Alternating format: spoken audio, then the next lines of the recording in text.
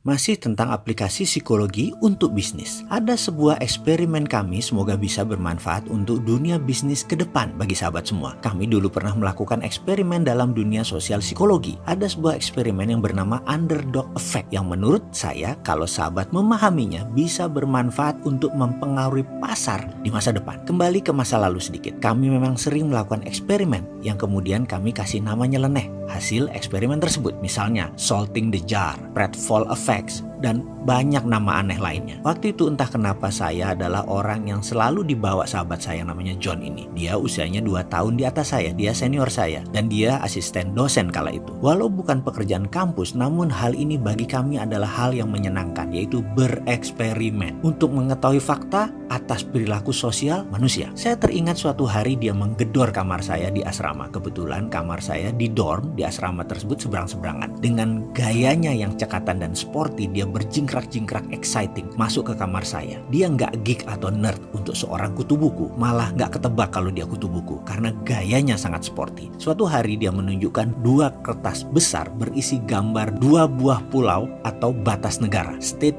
border. 1 gambar negara besar atau pulau besar ditulis A dan gambar pulau kecil ditulis B pada gambar tersebut. Gambar tersebut diletakkan bersebelahan. Lalu dia bawa gambar satu lagi. Satu gambarnya hanya sekarang pulau yang besar ditulis B, pulau yang kecil ditulis A. Oke, dia berkata, "You bring this to student center dan bertanya kepada sebanyak mungkin orang yang lewat." Saya diperintahkan membawa salah satu gambar dibawa ke tempat mahasiswa yang banyak ngumpul, yaitu di student center dekat perpustakaan dan kantin. Then what? Saya sudah hafal sebenarnya dia mau apa, tapi saya butuh kali ini adalah penjelasan dia mau apa, sehingga saya tahu apa yang saya akan tanyakan kepada responden yang lewat. Dia hanya berkata, "Just tell everyone these 2 countries are going to war and you ask them which country according to their feeling will gonna win or which country that might win atau punya peluang menang." Saya tanya lagi, "That's about it?" "Yes," katanya. "Oke, gampang," kata saya dalam hati. Kalau hanya menanyakan kepada responden mana 2 negara tersebut kalau berperang antara negara A dan negara B, siapa menurut mereka yang akan menang.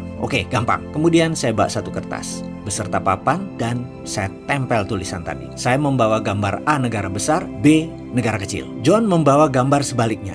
B negara besar, A negara kecil. Oke, saya kalau urusan sama John selalu berprasangka baik. Karena itulah saya jarang tanya dan selalu bilang iya kepadanya. Sementara menurut John, teman lain selalu banyak bertanya. Dan banyak bertanya tapi nggak jalan-jalan. Kalau saya nurut aja. Iya memang, followership saya tinggi sekali. Saya manut aja. Jadi saya pun tanpa sungkan bertanya pada siapa saja yang lewat dengan pertanyaan. Saya mau nanya, menurut Anda kalau negara ini akan perang, A atau B yang akan menang? A negara besar, B negara kecil. Mana menurut Anda yang menang? Maka ada yang menjawab A, ada yang menjawab B, terus kemudian kami catat seluruhnya. Setelah 2 jam berdiri dan bertanya pada setiap orang yang lewat, dan saya merasa sudah cukup data tersebut, saya kembali ke kamar asrama dan mulai menghitung berapa yang A, berapa yang B. Sebaliknya, saya sendiri kurang tahu John mendapatkan data apa. Dan ketika John selesai dengan respondennya, dia memulai hitungannya di kamarnya. Dan kemudian kami cocokkan. Saya mendapatkan 170 responden. John mendapatkan 205 responden. Dan menurut Anda berapa kira-kira perbandingan dan pilihan responden? Di catatan saya, yang memilih negara besar A yang menang